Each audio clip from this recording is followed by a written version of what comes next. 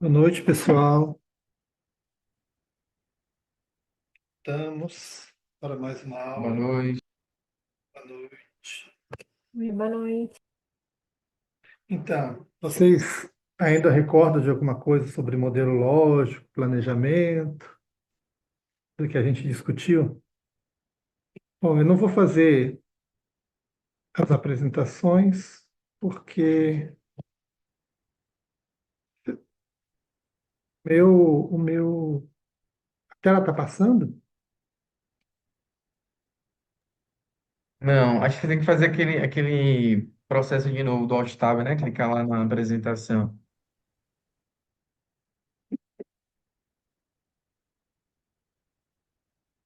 Deu, né? Agora sim.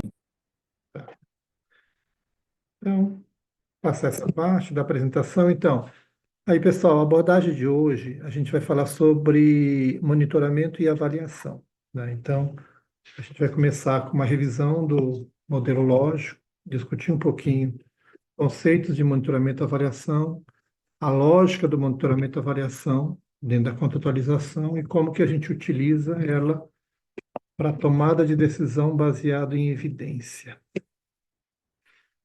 Então, fazendo rapidamente uma revisão do que a gente discutiu na terça-feira, a gente falou sobre o processo do modelo lógico, né? O modelo lógico, componentes de um programa, onde a gente desmembrou um programa identificando insumo, atividade, produto, resultados e impacto. Até aí tá tudo bem, né, gente? Alguém tem alguma dúvida? Alguém ficou com alguma dúvida em relação a esses conceitos? Então, insumo são os recursos que a gente tem, os recursos necessários para a gente executar uma ação, né? Então, ele pode ser recurso humano, financeiro, material, tecnológico. Então, tudo que a gente tem para executar uma ação, a gente chama de insumo. Tendo o insumo, a gente vai para a ação, para a atividade, né? Que é a intervenção, a ação ou serviços que são executados. Como efeito direto da minha atividade, eu vou ter o quê? Os produtos, que é a entrega imediata e tangível das atividades realizadas. Então, se uma atividade nossa é fazer um curso de capacitação, qual é a entrega imediata e tangível? É o número de pessoas que participaram da capacitação. Se a nossa ação é fazer uma campanha de vacinação, qual é o meu produto imediato e tangível depois que eu faço a vacinação? É o número de pessoas que foram vacinadas. Então, a atividade e o produto, ela tem uma relação imediata, direta e imediata. Quando a gente entra na lógica do resultado, impacto, aí você muda, a gente muda a visão, focado resultado na mudança intermediária na população-alvo e o impacto são os efeitos finalísticos de longo prazo na população geral, né? Então, a gente deu alguns exemplos na aula passada que eu faço no caso da imunização. Eu faço uma campanha, ação, eu aplico a vacina, meu produto, número de pessoas vacinadas. Para um outro lado, qual é o resultado disso? Então, é o que isso vai interferir na saúde da população alvo da minha campanha. E o impacto, o que essas pessoas vacinadas vão influenciar em relação à saúde da população geral. Até aí tudo bem, gente? Alguma dúvida? Vocês querem colocar alguma questão em relação a isso? Vamos lá. A gente falou também um pouco sobre o ciclo PDCA, né, que promove a melhoria contínua do meu programa, do meu processo de contratualização. O que que é o ciclo PDCA? É o planejar, de planejar, de executar, C, de checar e o A, de agir, né? Então, você planeja, para tudo a gente faz um planejamento, depois de planejado, a gente executa, e depois de executado, a gente checa e depois a gente age, ok? Até aí tudo bem? Quando a gente fez a discussão do ciclo PDCA, né, qual foi o ponto que a gente identificou que ele é mais sensível para a melhoria contínua do nosso programa? A gente discutiu que o planejamento, a gente planeja, né? Todo mundo planeja para qualquer ação. A execução, se eu tiver os insumos necessários, eu consigo executar. Só que o nosso problema é o quê? É o checar, que muitas vezes a gente deixa e não faz a checagem, né, que é o processo de monitoramento e avaliação que me subsidia para eu fazer meu retroplanejamento.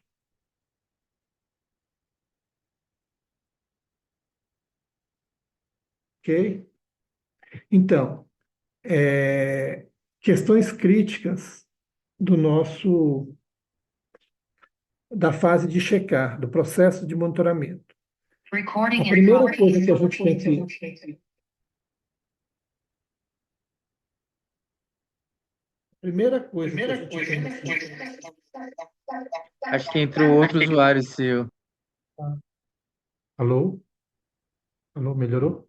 Você quer que eu remova o outro usuário? Não, não, é porque eu queria ver por aqui eu não estou conseguindo ver quem as pessoas, sabe? Então, eu coloquei um outro justamente para ver os participantes. Espera aí.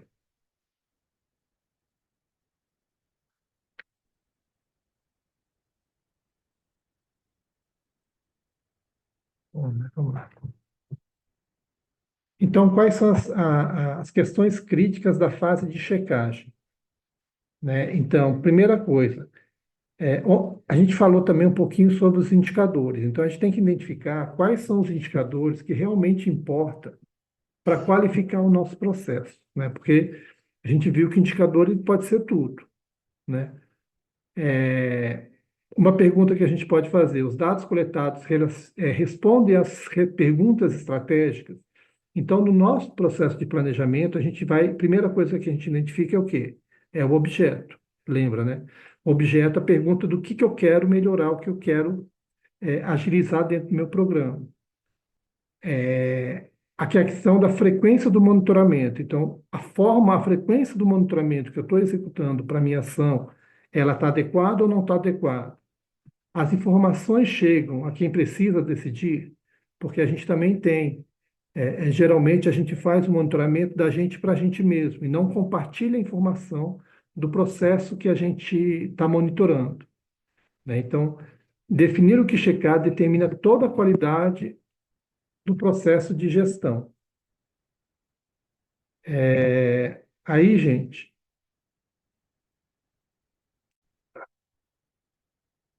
fazer um rápido exercício aqui, baseado nesses três provérbios. Eu coloquei três provérbios aí, tá? Se você pode andar, você pode dançar. A amizade é um caminho que desaparece se não for pisado constantemente. E o terceiro, a união do rebanho obriga o leão a deitar-se com fome. Em relação ao primeiro provérbio africano, se você pode andar, você pode dançar. Alguém aí consegue relacionar esse provérbio com um processo de monitoramento e avaliação?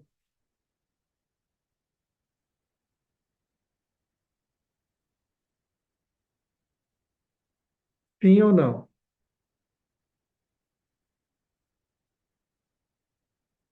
Depende, Ninguém? né? Acho que dá, né? Uhum. Acho que dá. Então, relaciona. Quem que está falando? Eu não estou conseguindo É ver aqui. liga. Oi, Lília. Vamos lá. Se você pode andar, você pode dançar. Como é que você consegue relacionar isso com o processo de monitoramento e avaliação? Mãe, dá um para mim, por favor. Eu imagino que no monitoramento e avaliação, acho que é se você, não sei, se você pode um pouco, você pode um pouco mais, consegue avaliar uma situação, talvez consiga avaliar outra, não sei, Hum. pode ser relacionado a isso. Se você pode andar, você pode dançar. Alguém quer completar? Todo mundo tem essa visão que a Lilian colocou? Vamos passar para o segundo. A amizade é um caminho que desaparece se não pisado constantemente. Vocês conseguem relacionar isso sobre um processo de monitoramento e avaliação? Eu só consigo relacionar isso pensando em parceria. Parceria. Hum, Esse me tá. lembra constância, né? Uma coisa que precisa ser feita de forma constante para não deixar cair no esquecimento. Isso. Então, se a gente não tiver uma continuidade, uma constância, ele desaparece, Esquecido. Uhum. né? A união do rebanho obriga o leão a deitar-se com fome.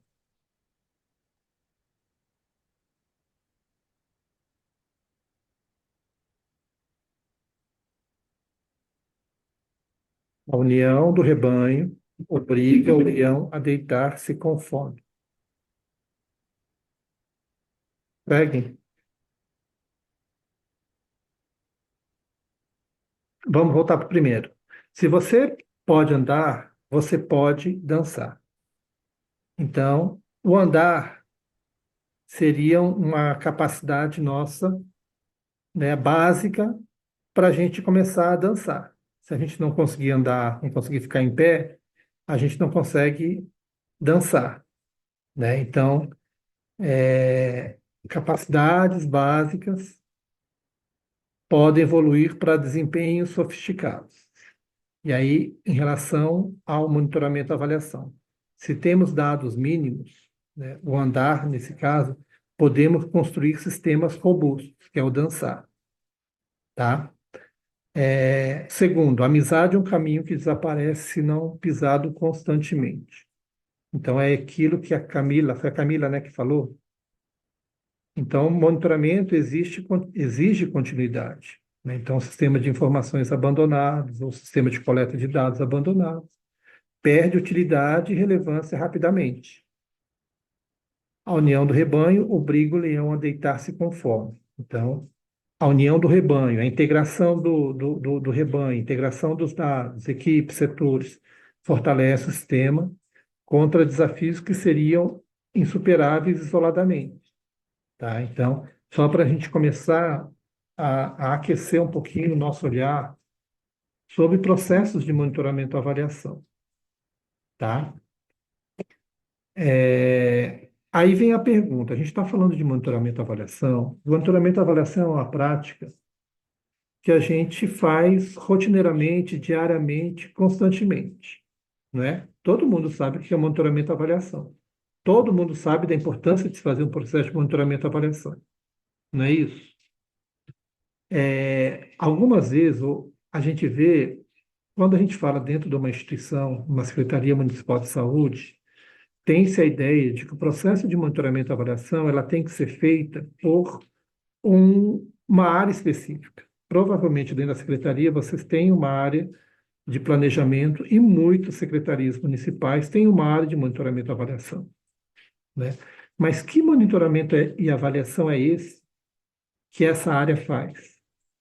Será que essa área teria que ser o responsável por fazer todo o processo de monitoramento dentro da minha instituição? Né? Que monitoramento e avaliação é isso que a gente está falando? Aí a gente vai para um exercício aqui, tá? Então, para a gente saber, para a gente começar a alinhar o conceito de monitoramento e avaliação. Vocês acham que monitoramento e avaliação é a mesma coisa ou são coisas diferentes? Coisas diferentes. São coisas diferentes, totalmente diferentes. É isso? Vamos lá. Se são diferentes, o que que é o monitoramento e o que que é uma avaliação? Eu vou anotando aqui, vocês vão falando e vou anotando aqui. Monitoramento. O que que é o monitoramento? Acho que ele está mais relacionado com um acompanhamento. Acompanhamento. Camila que falou, né? Isso. Tá. O que mais? Eu acho que o monitoramento ele é mais frequente. Ele tem, Frequente. ele tem frequência Hum, E só que eu acho que o monitoramento, a avaliação não consegue acontecer sem o monitoramento tá. Então, que você está falando que a avaliação ela é dependente de um do monitoramento. monitoramento. Aham. Ok, tá. Todo mundo concorda com o que a gente está falando aqui? Eu Monitoramento estou também falando seria aqui. a mensuração, não? Não entendi. Monitoramento é mensurar. É isso? Quem falou isso? Foi a Ingrid. Ingrid. Ah, Ingrid. Monitoramento é mensurar. É isso? Então, o que que a gente tem aqui até agora? Monitoramento. É acompanhamento, é a frequência, é a mensuração. O que que a gente tem de avaliação? Para fazer uma avaliação, a gente precisa do monitoramento. É isso. Mais alguma coisa, gente? Ele valida ou não o que foi acompanhado durante um processo? O que que valida? O que foi mensurado. O monitoramento valida a avaliação, ou a avaliação A valida o monitoramento? avaliação, ela valida o monitoramento, o que foi levantado durante esse monitoramento. Valida monitoramento. Tá. Mais alguma coisa? Vamos lá. Monitoramento, você sabe que é um acompanhamento da minha ação. Pelo processo de avaliação, eu não posso fazer um acompanhamento também da execução do meu programa? Sim ou não? E eu não entendi, Pela, professor, pode repetir? vocês falaram que o monitoramento é um acompanhamento, né? E eu perguntei se o processo de avaliação, ele também não pode ser uma forma de você acompanhar a execução do meu programa, da minha contratualização, da minha política. Pode, né? Pode, Pode. pode sim. É, penso que Então, sim. monitoramento, vocês colocaram como frequência. A avaliação também não pode ser feita com frequência? Pode, né? Pode também. Pode. Monitoramento, vocês falaram que é mensurar. Para fazer uma Avaliação avaliação, também. eu também não preciso mensurar? Avaliação também. Ok. Então, vamos lá para avaliação. Então, tudo que a gente falou de monitoramento aqui cabe para avaliação também, né? Vamos passar para avaliação. Avaliação, você falou que ela depende de um monitoramento, né, Carlos? Sim, A gente não faz avaliação sem monitoramento, faz também. né? Final do ano, a gente faz uma avaliação de uma política, independente ou não se eu fiz o Faz. monitoramento. Se foi monitorado ou não. O que a gente Verdade. mais faz é a avaliação sem monitoramento, É né? verdade. E a avaliação, ela valida o monitoramento. Quer dizer, para todo monitoramento que eu faço, eu tenho que fazer uma avaliação para validar ele, porque senão senão não é monitoramento. Eu não preciso de uma avaliação para eu validar o monitoramento, né? A Verdade, não avaliação eu precisa não. faço. Então, que diabo de diferença tem entre avaliação Não e tem monitoramento? diferença, professor. É pegar. É a mesma coisa. A gente fala monitoramento como se fosse avaliação, porque a gente gosta de falar bonito. É a mesma coisa, então, monitoramento e avaliação. Não precisa falar que a gente faz monitoramento e avaliação. Só precisa falar, ó, a gente faz monitoramento, a gente faz avaliação. Mas que diferença é isso? Se existem duas palavras, é porque tem alguma diferença, Eu vejo, né? não sei se eu tô certo, porque eu não Oi? sou da.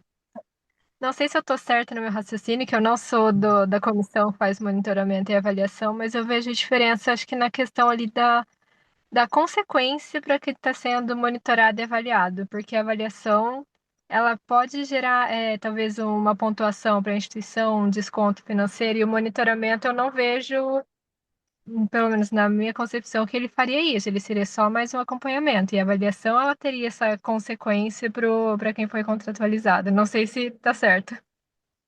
Quando você define meta e você faz o monitoramento daquela meta, e se você está chegando lá na meta onde você na meta que você previu, você pode premiar ele para um processo de monitoramento, não necessariamente um processo de avaliação. Porque monitoramento, você está fazendo monitoramento. E avaliação, você está fazendo avaliação. Mas aí eu quero saber qual é a diferença de monitoramento e avaliação. Porque isso está tão dentro da nossa rotina, e em qualquer política que a gente, né, que a gente escreva, que a gente lê, está lá. A importância de se fazer processo de monitoramento e avaliação. Mas o que é isso? Que diabo é isso de monitoramento e avaliação? Né? O que a gente está entendendo para fazer, que a gente precisa fazer para qualificar a nossa ação? Porque assim, a gente vai no automático, né? É importante fazer monitoramento e avaliação? Quem é que faz? É a área lá do monitoramento e avaliação. Mas será que é só a área de monitoramento e avaliação que faz? A gente não faz o processo de monitoramento e avaliação na nossa rotina? Quando você está em casa, vamos pegar um exemplo. A gente está lá em casa, todo mundo está lá, é dono de casa. Dono de casa. Está lá, abre o armário lá de despensa. Quando você vê que tem a despensa está cheia, ou a dispensa está vazia e você precisa ir no mercado, isso é um processo de monitoramento ou avaliação?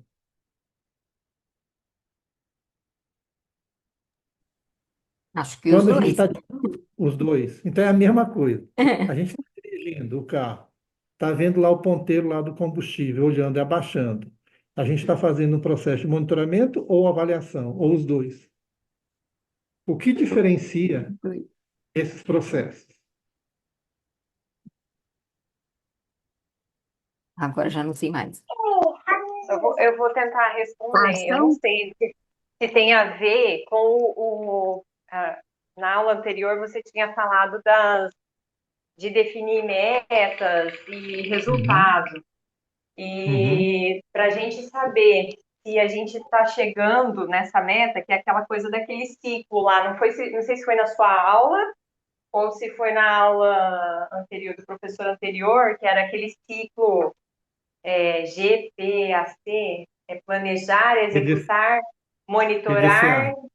PDCA, isso. Foi você? Ou foi Uhum. o outro professor? Isso, Foi você, foi. né? Foi eu. Então, eu acho que faz parte desse, são duas fases desse processo, né? Depois que Uhum, planeja, você monitora para ver se uhum, está indo para o caminho certo e depois você avalia para verificar se a estratégia que foi traçada está coerente com aquela busca daquele resultado. Não sei, será que é isso? uhum.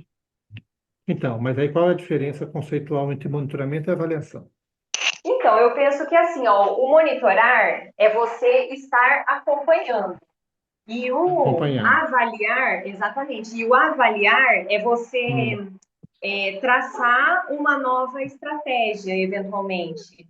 hum, Avaliar é você é, avaliar se tem uma nova conduta que precisa ser tomada, entendeu? E monitorar é uhum. ver o que está acontecendo. E o avaliar Tá, se tem que ser proposta uma nova conduta. tá. O que você está falando é em relação à tomada de decisão. Eu tomo a decisão com avaliação e não com monitoramento. É isso? É, é, é verdade. Para eu Em saber relação o à que eu vou tomada. fazer, eu preciso avaliar. Tomada de decisão. Mas não, então não é o Isso. processo não é o processo, não é o processo que você está questionando, então, né? Uhum. Não, é o que eu estou Então tá. perguntando é a diferença entre monitoramento e avaliação. A tomada de decisão, você está falando que a tomada de decisão se faz na avaliação, porque eu faço monitoramento primeiro, depois faço uma avaliação e depois tomo uma decisão, né? Mas a gente viu que para fazer uma avaliação, não necessariamente a gente tem que fazer o monitoramento. A gente pode fazer uma avaliação independente do monitoramento, né? E é o que mais a gente É. faz dentro da política pública, é fazer um processo de avaliação sem monitoramento. E aí eu quero saber, então, qual é a diferença do monitoramento e avaliação? O que diferencia esses dois processos? Vamos citar um exemplo? Vou pegar aqui. Tem uma montanha, em cima da montanha tem uma casa, a minha casa. Quando eu estou descendo a montanha para fazer uma compra lá de mercado, eu consigo ir observando a minha casa, tá? Consegue visualizar isso? Então, eu estou descendo, descendo, descendo, descendo a montanha. No meio do caminho, eu olho para minha casa, ela começa a pegar fogo. Quando eu estou descendo, olhando para minha casa, o que eu estou fazendo? Um processo de monitoramento. Eu estou monitorando a minha casa lá em cima da montanha, ok? Eu vejo ela pegar fogo. Qual é a sua reação? O que você faz? Você toma uma decisão, você pode tomar três tipos de decisão. Sair correndo da casa para não se queimar, mais longe ainda. Ficar parado, assustado, ou voltar para casa para tentar apagar o fogo. Ok? Tem mais alguma? São essas três ações que você vai fazer. A partir do momento que você toma uma dessas três decisões, você tá tomando uma ação, está tomando uma decisão. Está tomando uma decisão pelo processo de monitoramento, porque você está descendo a casa e olhando o monitoramento. Quando que passa por um processo de avaliação? É quando você começa a perguntar por que que a casa pegou fogo. Ah, pegou fogo porque eu deixei, sei lá, o gás ligado, deixei uma vela acesa, um fio entrou em curto. Quando eu faço uma pergunta, e aí o que a gente chama de pergunta avaliativa, o porquê que a casa pegou fogo, o que eu estou fazendo? Eu estou respondendo aquela pergunta. E quando eu faço um processo de avaliação, provavelmente o que vai me subsidiar a resposta dessa pergunta não é só o dado de um monitoramento que eu estava fazendo. Tá? Então, eu descendo da casa, eu estou fazendo um monitoramento olhando a casa lá. A casa começou a pegar fogo, eu vou começar a pensar, mas por que a casa pegou fogo? Mas será que eu deixei o fogão ligado? Será que a minha tomada, minha parte elétrica está muito velha? E eu começo a buscar mais dados para eu responder minha pergunta avaliativa. Tá? Então, processo de monitoramento, ele acompanha rotineiramente as informações e implementação do programa. Ele provê informações contínuas que alimentam o processo avaliativo, mas não é o processo avaliativo. Tá? Características: contínuo, rotineiro, descritivo. Processo de avaliação é um processo estruturado de análise que responda uma pergunta avaliativa. Determina mérito ou valor de uma intervenção e explica a relação causal entre a intervenção e seu efeitos esperados. A característica é analítica e explicativa. Tá? Vamos pegar um exemplo aí, um exemplo que está aí, que acho que está todo mundo acompanhando o noticiário. Tornozeleira do Bolsonaro. Quando o Bolsonaro tentou, sei lá se ele tentou tirar, o que ele fez ali, mexeu na tornozeleira, que a Polícia Federal identificou que estava mexendo na tornozeleira, e eles foram para a casa dele, o que é isso? É um processo de monitoramento ou avaliação da Polícia Federal? Do monitoramento. Monitoramento. Monitoramento, né? Porque até então, ninguém sabia o que ele estava fazendo, mas ele sabia que estava acontecendo alguma coisa de errado lá.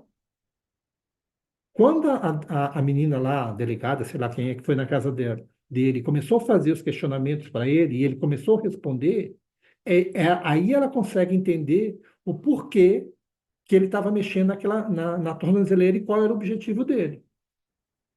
E aí já é um processo do quê? De avaliação.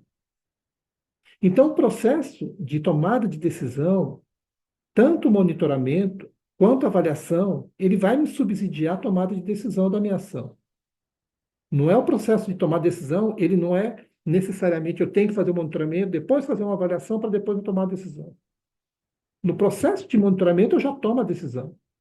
E para a gestão, o processo de monitoramento bem feito, ele tem uma oportunidade, um tempo de resposta muito maior do que eu fazer um processo de avaliação. Por quê? Porque geralmente, para responder uma pergunta avaliativa, eu vou ter que começar a coletar vários outros dados ou várias outras informações que não estão no meu processo rotineiro de monitoramento. Então, assim, eles são processos diferentes. Eles se completam? É lógico que se completam. O monitoramento, ele subsidia a avaliação. Então, num processo, digamos assim, ideal de avaliação, eu defino minha pergunta avaliativa e já começo a monitorar os dados que eu preciso para responder minha pergunta avaliativa. E aí eu não vou precisar ficar igual um doido correndo para cima e para baixo para buscar um dado para eu responder o meu processo de avaliação, que é o que mais tem. E geralmente, como a gestão local não consegue responder, o que que eles fazem? Contratam empresas, né, terceirizadas ou de consultoria para fazer um processo de avaliação, porque eles têm dificuldade de organizar os dados para responder aquela pergunta avaliativa. Tá? Então, ela tem sinergia? Lógico que tem. Né? Então, ambas são complementares. A avaliação ela vai complementar um processo de monitoramento e o processo de monitoramento ele vai complementar a minha avaliação. E ambas são tomadas são apoio à tomada de decisão. Muita gente fala, o processo de monitoramento é constante, a avaliação é no final. Não. Se eu começar a construir o meu processo de avaliação no início do meu programa, eu definir a minha pergunta avaliativa, o que que eu estou fazendo? Eu já estou criando subsídios para eu fazer meu processo de monitoramento em cima daqueles dados que eu preciso para responder a minha avaliação. Faz sentido, gente, para vocês? Estão conseguindo acompanhar esse raciocínio? Então, o processo de monitoramento é assim, um acompanhamento rotineiro, ele serve sim para tomar decisão, e a maioria das tomadas de decisões que a gente tem dentro do serviço público é em cima de processo de monitoramento. E o processo de avaliação é um processo, ele responde uma pergunta avaliativa. Vamos dar outro exemplo, caso de dengue. A maioria dos municípios tem lá um gráfico onde acompanha a incidência de dengue do município. Né? Eu acho que em Londrina também deve ter isso. Quando o gestor está lá, o técnico está lá vendo aquela curvinha lá aumentando, ele viu que está aumentando, automaticamente ele pode tomar uma decisão. Vamos lá fazer mais imunização, vamos lá fazer campanha de fumacê, vamos lá naquele município lá ver o que está acontecendo. Ele já toma uma decisão através de um processo de monitoramento. Ele não quer, naquele momento que ele tomou a decisão, não necessariamente ele tem que explicar e saber o porquê que o caso está aumentando. Ele já sinaliza para ele que está acontecendo, que está tendo mudança de comportamento da epidemia, então ele vai lá tentar resolver. Paralelo com isso, ele vai tentar explicar o porquê que está acontecendo, para ele ser mais efetivo na sua ação. Por que que é importante a gente ter a pergunta avaliativa logo no começo, para fazer o processo de monitoramento já tendo todos os dados para responder minha pergunta avaliativa? Porque quando eu faço uma pergunta avaliativa, eu tenho todos os dados disponíveis, a resposta do monitoramento ele vem junto com a resposta da avaliação. E a resposta da avaliação é uma resposta mais qualitativa. E o monitoramento é mais quantitativo. O professor, Diga. é, você poderia, para a gente já ir, pelo menos assim, eu vou, então vou falar por mim, para ir já, vamos pensar em desenhar isso num processo de contratualização. Porque quando você fala nesses processos, né, com a dengue ou com outras doenças, fica muito fácil da gente, parece que aí tudo faz sentido, né? Mas, por exemplo, o que seria uma pergunta avaliativa no contexto de uma contratualização? Eu estou contratando lá uma Santa Casa de Misericórdia e eu vou precisar fazer um monitoramento e, consequentemente, uma avaliação. O que seria uma pergunta avaliativa que eu preciso me perguntar no momento dessa contratualização? Tá, a primeira coisa que tem que saber, e claro, é o porquê que você está fazendo a contratualização. O que que você quer Tá. resolver? O hospital é um hospital terciário, é o único da minha cidade, por exemplo. Então, ele é o único que tem serviços destinados, né, que são serviços destinados ao SUS de alta complexidade. Então, cirurgias de alta complexidade, exames de alta complexidade, né, ambiente de alta complexidade. Esse é o perfil desse hospital que eu vou contratualizar. Mas o que que você quer resolver com isso? Você quer Aí vem naquela primeira pergunta da aula passada. Você está Tá, fazendo um contrato de processos, de produto, ou você está visando um resultado ou impacto, tá? Porque a maioria dos contratos a gente vê número de procedimentos contratualizados e a gente faz o monitoramento em cima desse indicador, não é? sim. Número Aham, de processos é o quê? Número de procedimentos é o quê? É produto. É o efeito perfeito. imediato da minha contratação. O que Certo. a gente tem que avançar é em relação a esses procedimentos que a gente está contratualizando, qual é o meu resultado sanitário que eu vou conseguir nisso?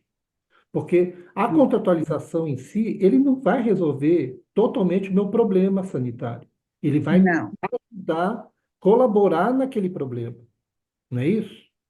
Uhum, Então, uhum, no meu modelo lógico, se eu tenho clareza qual é o meu resultado final sanitário na minha população-alvo, eu vou colocar que os produtos e ação do processo de contratualização que eu estou que na verdade a contratualização ele é muito maior do que o contrato de prestação de serviço, não é? é, Né? Então essa, na verdade, é essa virada de chave que a gente tem que começar a pensar, porque a gente ainda perfeito. pensa, né, em processo, em contratação de serviço e não processo É, de contratualização, é. entendeu? E aí, quando você fala em processos de contratação de serviço, basicamente você está comprando 20, no final ele vai te entregar 20. E muitas vezes o resultado sanitário disso você não consegue nem relacionar com, com expectativa de vida, com qualidade de vida, com nada disso. O que você está monitorando é se o prestador está fazendo, executando o serviço que você contratou. Então você está olhando o produto e não o Uhum, resultado, uhum, né? Então, na verdade, eu acho que a grande virada de chave é isso, né? uhum, Você vai sim contratar o serviço, só que aquele uhum. serviço ele tem que estar ligado num resultado sanitário muito maior, né? Por isso que a gente discutiu lá na primeira aula que o processo da contratualização ele não pode ser um olhar só assistencial, ele não pode ser um olhar só jurídico, ele tem que envolver todas as áreas da secretaria. Porque para mudar, fazer mudança da situação sanitária do município, do problema que está acontecendo, não vai ser só esse contrato que vai me ajudar. Não. Entendeu? Faz sentido? Faz. Então, agora sim, isso é fácil?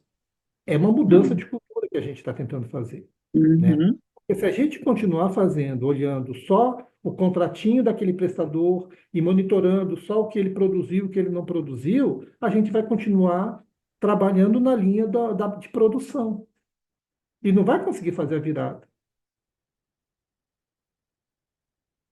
ok? Eu não respondi o que você perguntou, mas assim, esse é o grande desafio que a gente tem no processo de não, contratualização. mas já me fez refletir, tentando encaixar hoje a nossa. A gente está aprendendo aqui, e já tentando olhar para o nosso Uhum, serviço não, sim, atual sim, para provocar mudança, né? Então, isso. já estou querendo pensar para tentar fazer diferente, e Uhum, entender o porquê que a gente faz as coisas, porque hoje a gente monitora o produto, sim, né? isso. E eu ainda sou mais redundante ainda, eu ainda monitoro aquilo que a vigilância sanitária monitorou, eu ainda monitoro aquilo que é obrigação, eu ainda e fico correndo atrás do próprio rabo, Sim, desculpe a isso. palavra, mas fico correndo em Uhum, círculos, né? uhum. Então é isso, Entendi. tá? Vamos lá. Então, e aí, quando a gente discute em monitoramento, avaliação, ele não é, ele tem um processo histórico de construção também, né? Então, a primeira geração, quando alguém falou que era importante fazer o acompanhamento do que a gente estava executando, a primeira geração, ela começou com a geração da mensuração, tá? Então, alguns autores falaram assim, João, vamos fazer o monitoramento. O que que é monitoramento? É a gente mensurar aquilo que está fazendo, né? Quantos procedimentos foram feitos, quantas capacitações foram feitas. É a primeira geração do processo do monitoramento e avaliação. E aí, a discussão foi acontecendo e falou, não basta só eu mensurar, eu tenho que descrever o que eu estou fazendo. Tá? Além de eu mensurar, eu tenho que descrever o que eu estou fazendo. E aí veio a terceira geração que fala, não basta só eu mensurar e descrever, eu tenho que julgar, saber se realmente aquilo que eu estou mensurando e descrevendo está atendendo o meu objetivo ou não está atendendo o meu objetivo. Tá? E aí veio a quarta geração que fala, o olhar do julgamento não pode ser só o meu, tem que ter um processo de negociação. Eu tenho que definir com o meu prestador, com meus parceiros, o que é bom, até que ponto é bom e até que ponto ele é ruim. E aí veio a quinta geração, a quarta geração. E a quinta geração já vem do processo de avaliação social, que não basta mensurar, descrever, julgar e negociar. Eu tenho que fazer com que a população, que é o nosso público-alvo, também participe desse processo. Tá? Então, isso ficou muito claro na época, por exemplo, da Covid, onde a gente fez a discussão, tudo a gente volta para ficar mais fácil, a questão da imunização, cobertura vacinal. Então, não basta falar para a população, né, que se eu conseguir chegar a 80% de cobertura vacinal é o suficiente para a gente fazer a imunidade de rebanho, por exemplo. Eu não sei se vocês lembram quando a gente teve essa discussão com a sociedade. Não, 80% é pouco, 80% é muito. Então, para a gente começar a efetivar, se a gente trabalha com política pública, a quinta geração, a avaliação social, a gente tem que incluir o olhar não só do executor, não só dos parceiros, mas do público-alvo para aquilo que a gente está fazendo. Tá? E aí vem aí a discussão da sexta geração, que é o monitoramento e avaliação na era digital, que muda tudo. Que pode mudar tudo, porque a transformação digital ela está vindo como um tsunami. Tudo que a gente construiu ao longo desses 35 anos de SUS, né, ela está sofrendo uma transformação mesmo em função dos modelos digitais. Hoje é impensável a gente fazer processos de trabalho como era feito em 88, quando o SUS, né, na Constituição, ele foi criado. Naquela época não tinha computador, não tinha internet, não tinha nada, né? Hoje a gente tem o computador, a inteligência artificial ao nosso favor para potencializar e agilizar o nosso processo de trabalho, né? Só que ainda, assim, vários profissionais, nesse processo de transição digital, vários profissionais ainda estão lá na década de 80, trabalhando de forma manual, né? Escrevendo em O professor papel. nem pergunta para a gente, não faz um exercício assim, ó. Em qual geração vocês acham que vocês estão? Porque vai ficar feio, vai ficar chato. É Então, deixa verdade, só isso a aí gente. acontece com outros municípios, não Isso, é com a gente, não. isso. Não com a Isso em gente, tá todo bom? lugar. Isso em todo lugar. Eu faço conversas com estados grandes, secretarias estaduais grandes. Esses processos acontecem em todo lugar. Tem gente que já está acompanhando o processo do digital na mesma secretaria e tem gente que ainda trabalha no processo analógico, manual. Isso é comum. A gente está nesse processo de transformação. Tá? Tem muita gente que tem medo da era digital, assim como saiu o primeiro computador lá na década de 80, 90, a gente tinha medo de escrever lá dentro, né?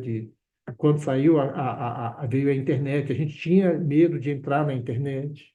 Quer dizer, esse é um processo relativamente natural, né? Só que a inteligência artificial ela está vindo de uma forma com que as mudanças estão vindo muito mais rápido do que era no passado, né? Então, isso a gente tem que ficar atento, tá? Então, a sexta geração dentro da era digital ainda é uma interrogação, porque está mudando tudo, tá? Hoje a gente faz processo de monitoramento e avaliação em 3 segundos. Se a gente tiver o dado, você joga no script, joga lá, ele te dá a resposta em 3 segundos. Coisa que 10 anos atrás você tinha que fazer todo o modelo, escrever, pegar um estatístico do lado, começar, né, a fazer cálculo para ter uma resposta. Hoje não, ele te dá 3 respostas. Fala até o que você pode escolher.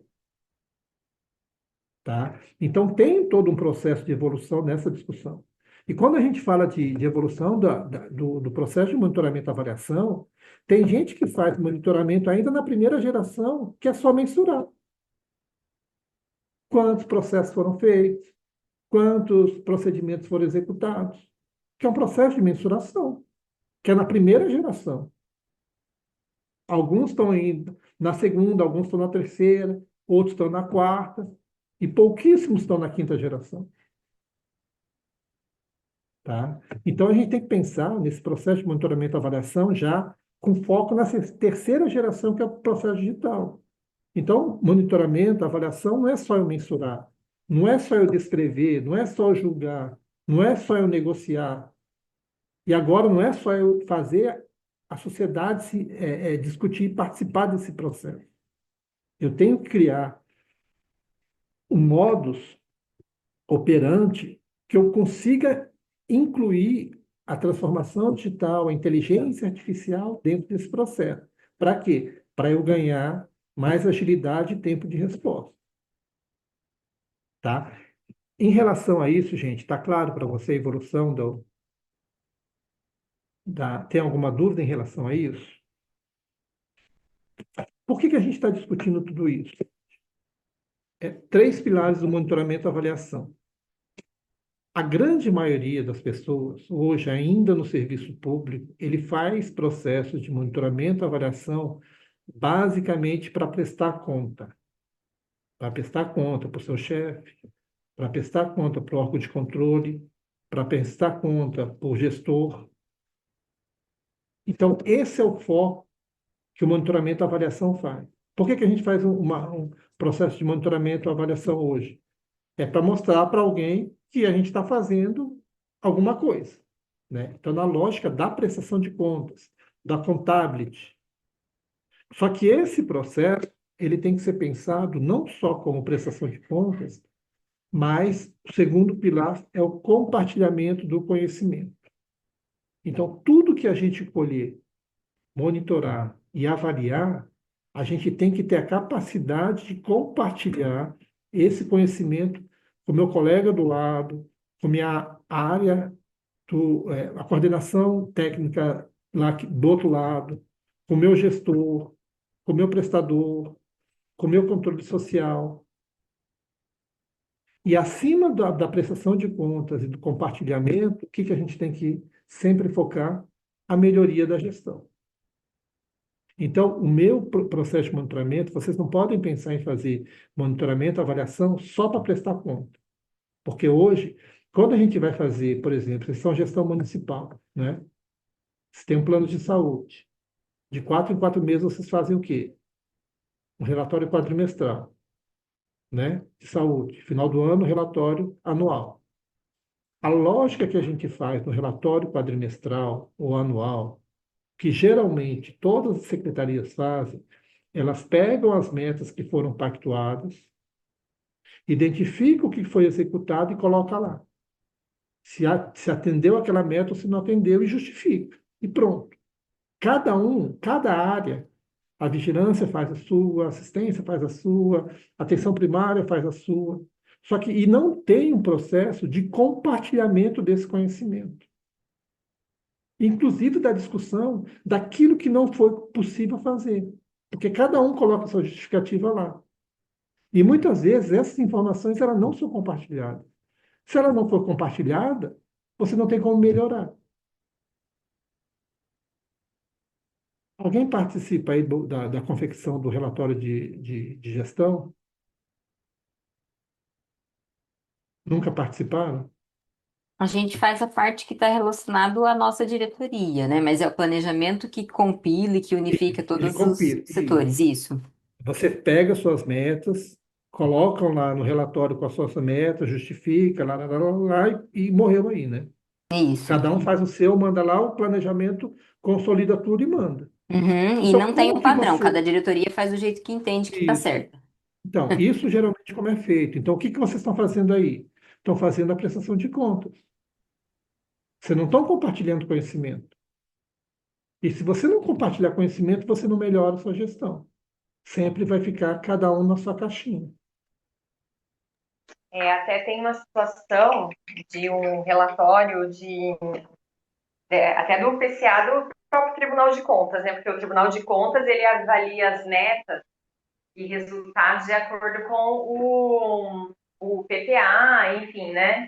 E no ano passado ou retrasado, a gente colocou os dados nesse relatório, colocou e mandou para avaliação. Daí veio a aprovação da prestação de contas, mas com ressalvas. Por quê? Porque tinha um índice lá de mortalidade. Você vê que a gente não prestou atenção no dado que a gente colocou. O índice de mortalidade infantil, que eu acho que no Plano Municipal de Saúde estava para reduzir, e a gente viu o dado e colocou o dado lá, que eu acho que não tinha ocorrido essa redução. E o órgão de controle externo, ele estava preocupado na efetividade da política pública e a gente ainda olhando só para o dado, achando que ele era tipo, beleza, o dado está aí e pronto, entendeu? Sem sequer ter avaliado o dado, sem tipo, ter Uhum. dado uma explicação para aquele dado, entendeu? E daí veio a aprovação da prestação de contas, né, das políticas públicas, mas com ressalva por conta disso. Uhum. É porque, na verdade, nem a própria área está colocando, fazendo um questionamento Exatamente, daquela meta que ele está colocando lá dentro, exatamente. né? Então, assim, é É, pior ainda, não é nem na fase de compartilhar com as outras áreas. A própria área está pegando o dado lá do sistema, colocando lá e mandando para frente. Nem eles fazem uma reflexão do que está acontecendo, exato. se chegou, se não chegou, né? Isso é comum acontecer, gente. Porque, e aí, quando acontece uma coisa dessa, a responsabilidade vai para onde? Para a área do responsável pelo planejamento, monitoramento e avaliação, né? Sendo que, na verdade, a área técnica que subsidiou aquele dado, aquela informação, que é responsável pelo dado, né? Porque a área de planejamento, basicamente, ele pega as informações, junta tudo e leva, né? Então, esse processo de monitoramento e avaliação, ele tem que começar onde? Tem que começar na base, de quem está fazendo isso. E aí entra a questão, a questão do modelo lógico, que cada processo de monitoramento de cada área, ele vai se integrando para alcançar o resultado lá no final, em cima da população-alvo e o impacto em cima da população geral. Então, se a gente não tiver clareza qual é o resultado que eu estou buscando dentro do meu sistema, dentro do meu município, eu nunca vou saber qual é a minha contribuição para aquele indicador, né? Então, a gente vai ser meramente braçal, né? Um trabalho braçal que é de ficar escrevendo, né? Acompanhando, fazendo monitoramento de números, sem entender realmente o que está acontecendo. E como que a gente vai melhorar o sistema de saúde do município se eu não sei o que está acontecendo? Ok? Então, esses três pilares de monitoramento e avaliação é isso. Primeiro, a prestação de contas, todo mundo faz e é obrigado a fazer. Compartilhamento de conhecimento, algumas áreas, algumas instituições já fazem isso. E isso é a base para quê? Para a gente fazer a melhoria da gestão de todo o processo, a melhoria do meu programa. E aí, gente, vem uma outra discussão. A gente viu que monitoramento é importante fazer, que avaliação é importante fazer, compartilhar dados é importante fazer, só que, do ponto de vista, digamos assim, ideal, a gente já sabe o que tem que ser feito. Só que, do ponto de vista real, a gente sabe a dificuldade que é de fazer isso. Falta de equipe, falta, né, muito trabalho, excesso de, de tarefas rotineiras, expectativas realistas de monitoramento e avaliação. Monitoramento de insumo e produto. Lembra lá no modelo lógico. Primeiro ponto, insumo, tudo que a gente tem, que a gente pode gastar. Produto, efeito imediato da minha ação, né? Monitoramento de insumo e produto, todo mundo faz. A gente pode até não saber que faz com esse nome, mas todo mundo sabe o orçamento que tem, quanto gastou, aonde gastou, quantas oficinas foram feitas, quantos procedimentos foram feitos, quantas vacinas foram aplicadas. Todo mundo tem esse controle, não é? Então, monitoramento de insumo e produto, todo mundo faz. Avaliação da minha atividade. A maioria das pessoas já fazem isso. Qual que é o nosso problema? A gente não consegue registrar isso. Mas você pode perguntar para o técnico responsável por uma ação o que que aconteceu, por que que deu certo e por que que deu errado, ele sabe. Só que a gente tem dificuldade o quê? De registrar isso, né? Porque a gente está na cabeça do técnico, porque quando alguém precisa perguntar e ele precisa fazer, ele faz um relatório na lógica do quê? Da prestação de contas, e não na lógica de compartilhamento de informação, né? Porque se ele sistematizar isso em tempo oportuno, ele consegue compartilhar isso com os outros atores. E aí outros atores, outras áreas poderiam até ajudar ele a melhorar o processo dele, tá? Então, avaliação de atividades, a maioria das pessoas fazem, mas a gente já tem dificuldade de sistematizar e compartilhar essa informação, essa avaliação com os nossos parceiros. Bom, avaliação de resultado, resultado sanitário. Algumas pouquíssimas pessoas fazem. Por quê? Porque a avaliação de resultado ele está condicionado à ação e produto de várias áreas diferentes. Então, se a gente não tiver um processo de integração de dados, de compartilhamento de dados, a gente nunca vai conseguir fazer uma avaliação de resultado aí na nossa secretaria. E a maioria das secretarias, o que que eles fazem com isso? Eles contratam consultorias de fora para fazer avaliação de resultado. No final do ano, no final da gestão. E aí eles vão catando o dado e fazendo à luz do que eles entendem.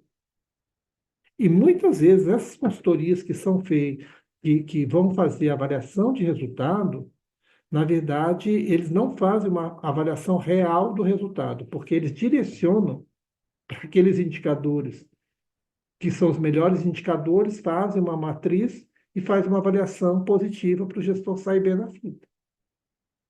Né? Porque o gestor ele tem que prestar conta, ele tem que dar uma resposta para a sociedade.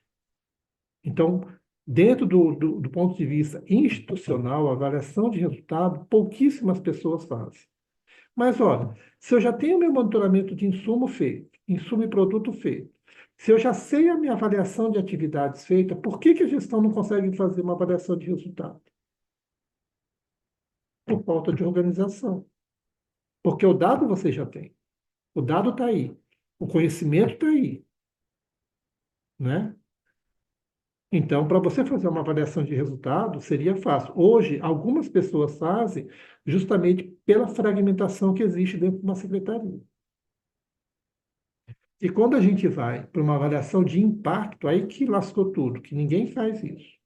Quem falar que faz está mentindo, porque a avaliação de impacto, ele foge inclusive da área da saúde. Você tem que pegar dado de uma assistência social, da educação, da segurança e por aí vai. Se a gente não consegue organizar o dado na Secretaria de Saúde, imagina dentro de um governo. Né? Então, geralmente, nem consultoria consegue fazer, ele pega um pepino desse para fazer. Isso geralmente são instituições de pesquisas, de ensino que tentam fazer isso. Mas também não é em um processo de um ano, não, é um processo de longo prazo. Então, aquelas secretarias que têm recursos para fazer isso e etc., eles podem contratar alguém para fazer uma avaliação de impacto. Mas são pouquíssimas avaliações de impacto que existem hoje no Brasil. Está claro isso, gente? Alguma dúvida em relação a isso? Tem certo e errado nisso, professor? Hã? Tem certo e errado ou errado nisso? Tipo, a gente Isso deveria que. estar focando ali na avaliação de impacto ou na de resultados? Então, para você chegar, por exemplo, no impacto do resultado, você tem que fazer a base. Sim. Ah, então Né? teria que fazer todo esse passo a passo. E o primeiro passo é o quê? Monitoramento de insumo e produto, começar a Uhum. sistematizar isso. Para isso, você vai para a avaliação da atividade.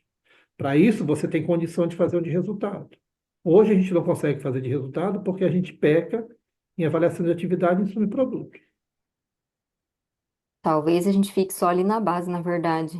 Isso. E mal, mal, né?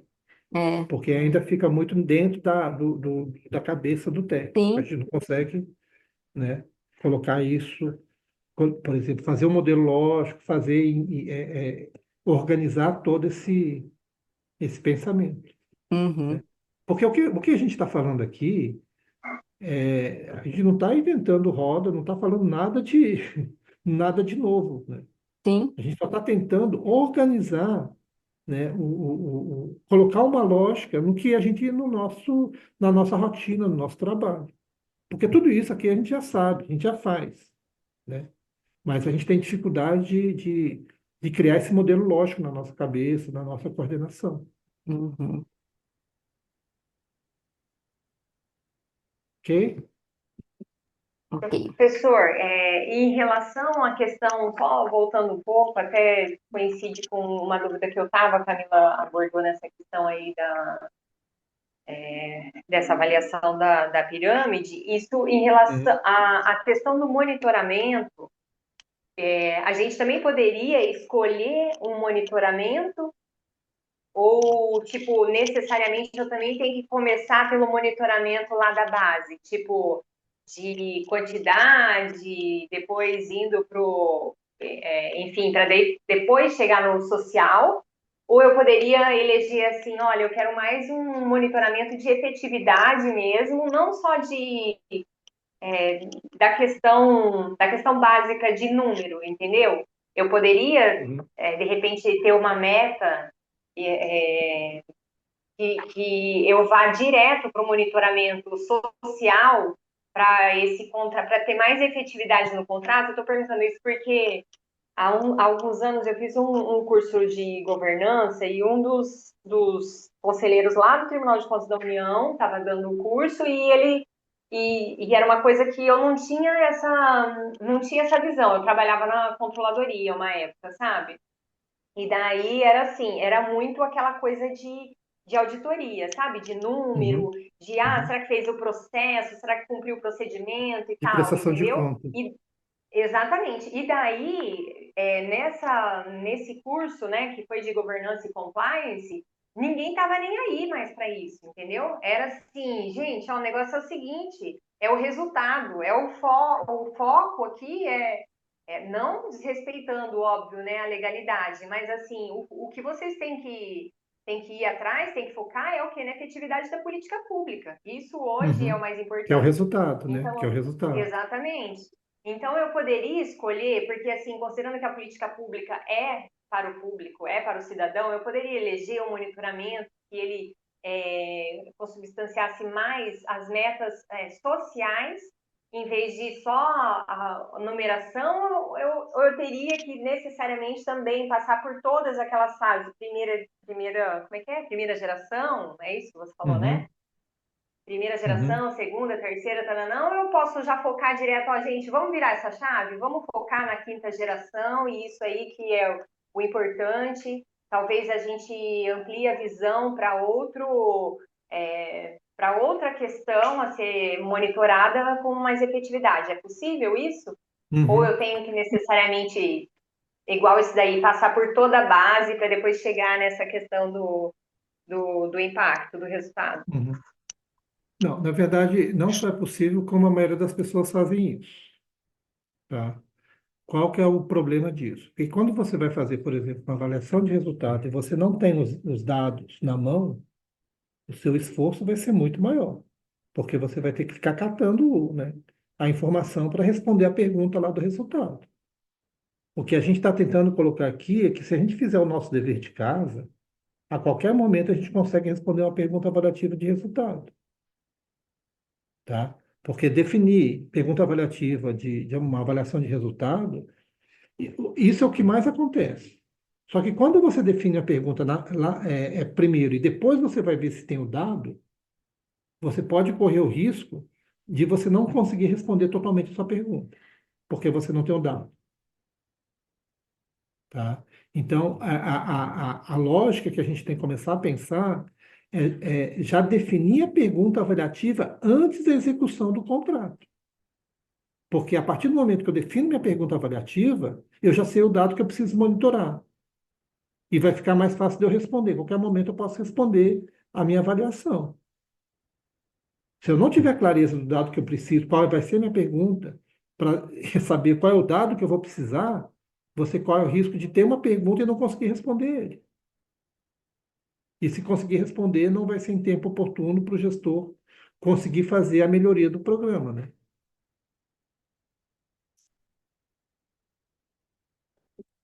Entendeu, Lília? Entendi. Faz sentido isso para você? Não, faz sentido, né? Porque talvez eu não consiga chegar lá na avaliação social sem ter outros dados, né? Eu vou Uhum. ter que, de qualquer forma, necessariamente, tem que ter um monitoramento de alguns dados para fazer outros Da tipos de base, análise. isso, para quando você precisar daquele dado para responder alguma pergunta, os dados já estão lá. Ok. Né? Então, assim, aí muita gente fala, a avaliação é no final, lá no final a gente faz a avaliação. Pode até ser no final, mas se a gente não pensar na avaliação no começo, para começar a organizar o dado, eu vou ter muito mais dificuldade de responder a pergunta lá no final. E pode ser que no final eu não consiga responder a pergunta. Aí eu vou ter que começar a marretar dado, ou marretar minha avaliação por falta de dado. Ok, gente? Tá claro isso? Podemos avançar? Ok, nada, professor. Minha cabeça agora está virando dos avessos. Isso é bom, ué. Isso é bom? É, isso é bom. Ai, Não, pior é se tivesse todo mundo dormindo e todo mundo falando tá tudo bem e não achasse que tem alguma coisa para fazer, né? Mas faz sentido isso para vocês? faz, Então, mas principalmente a questão, agora eu não vou lembrar qual é a gerações, da geração, mas a questão da gente compartilhar dados. uhum, Se a gente compartilhasse dados, eu acho que a gente ia perder bem menos tempo da salada de uhum. coisas que a gente faz, se E a eu gente falo mais, tivesse as coisas integradas. sim, eu falo mais. Hoje, com a inteligência artificial, se a gente não criar uma estratégia de compartilhar dados, a gente vai ficar fazendo retrabalho eternamente. Um Nossa, trabalho que você professor. demora 2 horas para fazer, você consegue fazer em Aham, 6 se você tiver tudo organizado. caramba. Fiquei pensando nisso. Então, vamos para frente. Então, tudo isso vem aquela discussão que a gente já fez na aula passada, né, dos indicadores. Então, a gente pode definir indicador de produto, indicador de insumo, indicador de resultado. Cada um vai ter a sua função. Então, no processo de planejamento e pegando essa lógica do monitoramento e avaliação, isso aqui, né, é o que a gente precisa ter sistematizado. Não necessariamente precisa ter no quadro. Tem gente que faz isso e prega lá na parede, para todo mundo ver e compartilhar o que que a gente está fazendo, tá? Mas o mais importante é a gente ter clareza que a gente tem que ter esse modelo lógico desenhado em algum lugar. Insumo, atividade, produto e resultado. Então, a parte de cima é o quê? É o que eu planejei. Eu defino minhas metas, o que que eu preciso alcançar no prazo de 4 meses, de um ano, de 4 anos. E no processo de monitoramento, eu vou acompanhando isso, né, o que foi planejado.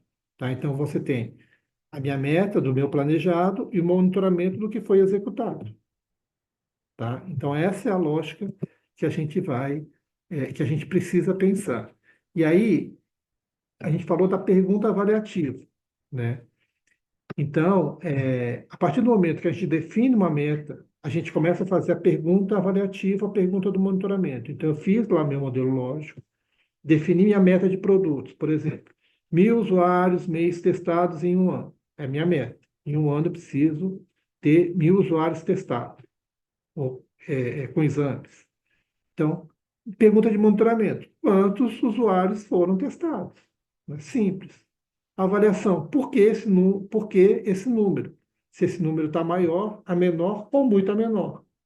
Então, quando você começa a definir a pergunta avaliativa, já dá um insight para você de qual outro dado que eu preciso correr atrás. E o que que eu preciso sistematizar na execução do meu programa, do meu programa. Né? Resultados, uma pergunta avaliativa. Porque se a minha meta é 70%, e eu sei que lá no final, se chegou a 70%, beleza. Mas se não chegou, o que está dificultando o alcance dos meus 70%? De eu conseguir atingir a minha meta, né? Então, tudo isso vai organizando, né, o nosso raciocínio e o nosso modelo lógico e o nosso processo de monitoramento e avaliação.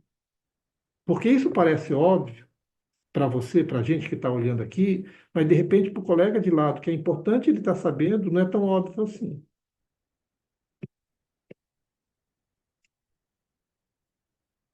Aí, aí ele fica assim, um modelo lógico, a relação entre os componentes, meta e pergunta avaliativa. Então, eu desenho meu modelo lógico, defino minhas metas, coloco lá minha pergunta de monitoramento ou de avaliação e deixo claro o que eu vou medir. A partir do momento que eu sei o que eu vou medir, o que significa o que eu vou medir? São os indicadores que eu preciso monitorar. Se eu monitorando isso, eu vou conseguir responder a minha pergunta avaliativa ou uma pergunta de monitoramento.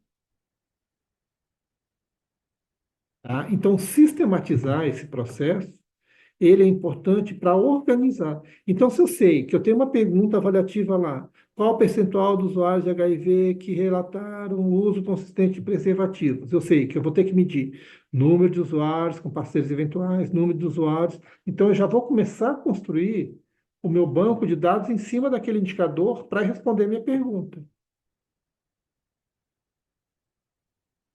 Ok, gente?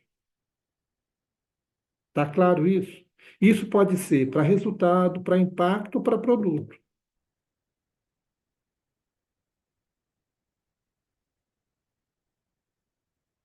Ok? Né? Então, ele facilita. Quando a gente desenha, constrói um modelo desse, fica mais claro para você o que eu vou ter que responder no meu processo de monitoramento ou no meu processo de avaliação e os indicadores que eu tenho que monitorar. Então, assim, implicações dos conhecimentos de uma intervenção. Eu faço planejamento. Todo mundo faz planejamento. E todo mundo, no final, tem os efeitos.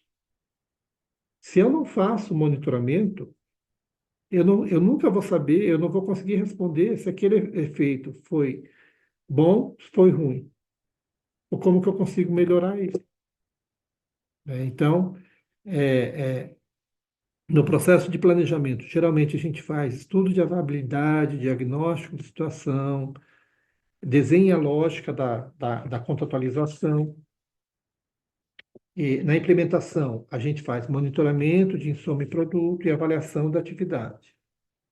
E os efeitos a gente faz monitoramento de resultado, avaliação de resultado, monitoramento de impacto e avaliação de impacto.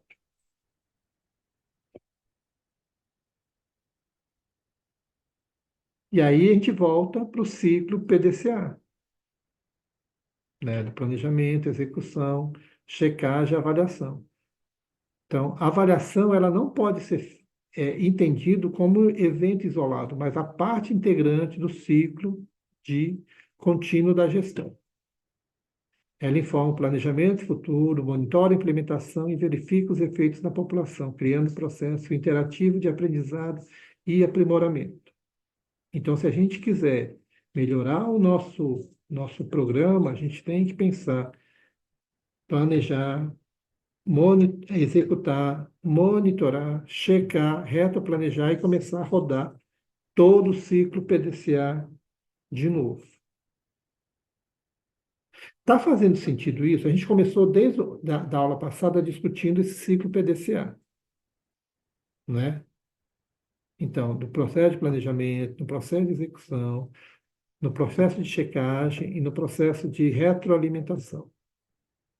A gente falou um pouquinho do modelo lógico, né? Da importância de saber insumo, atividade, produto, resultado e impacto. Falamos sobre os indicadores de cada parte desse modelo lógico. Hoje a gente está discutindo o processo de monitoramento, a diferença do monitoramento para uma avaliação, a importância de definir uma pergunta avaliativa no começo da intervenção, para ajudar a gente a definir o que a gente vai monitorar, os indicadores que a gente vai monitorar. Tudo isso para quê? Para melhorar a qualidade da minha intervenção, do meu processo de contratualização. Ok? Bom, então tudo isso para quê? Para a gente começar a construir uma cultura avaliativa, o modo de pensar avaliativo. Então, dentro da minha intervenção, o que eu planejei, eu consegui executar? Então, a gente pode fazer essas três perguntas. Existe uma diferença do que eu planejei executado? Sim ou não? Tudo que eu executei está conforme planejado. Se não existe diferença, gente, bola para frente, não tem que ficar pensando em fazer avaliação. No meu processo de monitoramento, eu consigo identificar se o que foi executado, se o que foi planejado foi executado. Porque a gente tem que pensar que processos de monitoramento e avaliação é bom fazer, é importante fazer, é lógico que é bom. Lógico que é importante. Só que ele tem um custo para isso. Tem um custo financeiro, tem um custo organizacional, tem um custo de mão de obra. Então, não adianta a gente achar que a gente vai conseguir fazer monitoramento e avaliação para tudo. Então, a gente tem que ser bem assertivo naquilo que a gente vai fazer. Por isso que é importante a gente ter clareza no que você vai avaliar no final, para a gente ser assertivo naquilo que vai monitorar, no dado que você vai colher para subsidiar a minha avaliação. Porque muitas vezes a gente faz um processo de avaliação, de monitoramento, e não utiliza o dado do monitoramento que eu estou fazendo. Se aquela ação que eu estou monitorando não está me servindo para nada, se não vai me gerar valor, para que eu estou fazendo? Então, isso são perguntas que a gente tem que fazer rotineiramente. Então, na minha intervenção, o que foi executado está planejado? Se está, não precisa fazer avaliação. No processo de monitoramento, eu já resolvo o problema. Eu não preciso responder por que deu certo. Deu certo porque o planejamento está ok. E não aconteceu nenhum tipo de intercorrência na execução. Então, se deu certo, deu para melhor, beleza. Bola para frente. Agora, se existe uma diferença, você vai para a segunda pergunta. Essa diferença é aceitável? Se essa diferença for aceitável, eu programei 70%, eu consegui 69%. É aceitável? Sim, é aceitável. Bola para frente. Não tem que ficar parando para fazer processo de avaliação. Porque isso vai gerar custo. Todo o processo de monitoramento, todo o processo de avaliação, ele tem um custo. Se ela é aceitável, não é aceitável. Então, como explicar essa diferença? Aí sim você tem que fazer o processo de avaliação. Se ela não for, se essa diferença não é aceitável, você tem que explicar o porquê, o que aconteceu. Tá? A mesma coisa em relação a efeitos na população, resultado e impacto. Você tem o planejado e você tem o alcançado. Existe a diferença? Essa diferença é aceitável? Como explicar essa diferença? Aí você vai começar a qualificar esse processo. Eu tenho que colocar um percentual, isso é necessário para eu dizer o que é aceitável, para não ficar na subjetividade do avaliador, por exemplo. Sei lá, 70% é o desejável, né? É o que eu queria. Mas, É a meta que você quer chegar, né? exato. E Ah, daí, para o razoável, eu tenho que definir um limite, assim, ó, dentro desse limite, dentro de 65 ainda é razoável, para então, ser aí vai algo depender. objetivo para o avaliador, entendeu? Porque é óbvio que quando a gente estabelece uma meta, né? E se você estabelece uma outra avaliação, né? Uma submeta, ninguém mais trabalha com a meta, né? Então, não sei Uhum, até onde, tipo, isso... E para a gente, né, na administração pública, os dados, eles precisam ser... para você avaliar, você tem que ter uma certa... Não pode ter subjetividade, né? E se eu determino essa submeta do que seria aceitável, ninguém mais trabalha, entendeu? Com a uhum, meta que era esperada, né? Daí se era 70, mas tipo, eu aceito até 60, então agora a meta é 60, né? uhum. Então, porque a meta é a meta que você tem que seguir, né? Por isso que esse processo, ele tem que, lembra das gerações lá, da evolução histórica, Aham. né? Primeiro, mensuração. Segunda, descrição. Terceira, julgamento. Então, você vai fazer um julgamento. E a quarta é o quê? É a negociação. E aí entra o processo da negociação. Bom, minha meta é 70, mas eu cheguei a 60, estou a 69. É aceitável ou não é aceitável? Isso vai depender do indicador que você está, né, que você está analisando. E aí essa decisão, ela não pode ser só sua. Ela tem que ser o quê? Compartilhada e negociada com os stakeholders, com os atores, com os principais atores, né? Se é aceitável ou não. E aí E você vai você colocar, ó, entende que a própria instituição, ela é um desses autores também, para tipo chegar num meio termo, porque a gente tem uma comissão de avaliação e o hospital, né, os contratualizados, eles fazem parte dessa comissão, entendeu? uhum, Então, você entende que nessa parte de julgamento, se a gente atingiu uma submeta, né? Não chegou, não atingiu a meta, mas está ali numa coisa que seria razoável dessa fase de julgamento, a instituição, ela também, a opinião dela também contaria para esse julgamento, para essa análise, ou os stakeholders aí são tipo, o próprio equipe da administração ou da comissão. então, isso vai depender de que meta que a gente está falando e qual a importância dessa meta no contexto de todo o nosso processo de contratualização, né? Mas, assim, a visão de quem está executando, ela é importante. Só que não é ele que vai bater o martelo final, né? Se você não conseguiu, é 70, você conseguiu 69, você vai ter que fazer algum tipo de justificativa, né? Não necessariamente um processo de avaliação para entender a fundo o que aconteceu. Isso vai depender muito, né, de que meta que a gente está falando e de para quem que a gente está falando, né, qual o impacto, qual é o efeito que essa meta vai ter no meu resultado final. Né? Então, eu posso chegar, aí é um processo de negociação, você vai defender que aquilo lá, digamos assim, ele não vai interferir no meu resultado final, ele não interferir no meu resultado final. Porque a meta inicial, quando ele é definida também, ele é pactuada, né? Mas isso nem significa que se você pactuou 70 e chegou a 69%, isso vai interferir no meu resultado final da minha contratualização.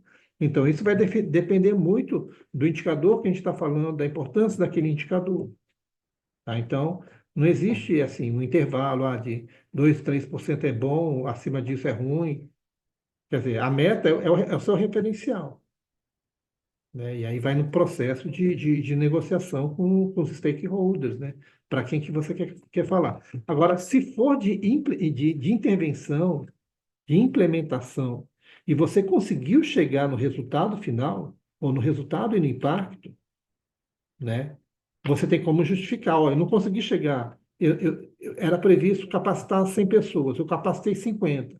Só que o meu resultado, eu consegui atingir a meta do meu resultado, né? O mais importante disso é o quê? É resultado da população. Então, é nisso, o objetivo do nosso processo de contratualização, ele está lá no resultado sanitário, e não está na operacionalização.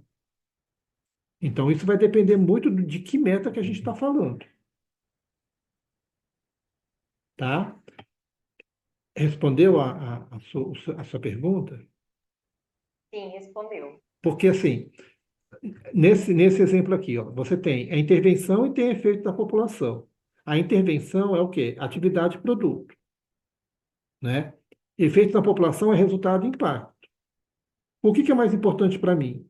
É conseguir atingir minha meta de produto ou atingir minha meta de resultado? É o de resultado, não é? Porque o resultado, impacto, que está no objeto do meu processo de contratualização.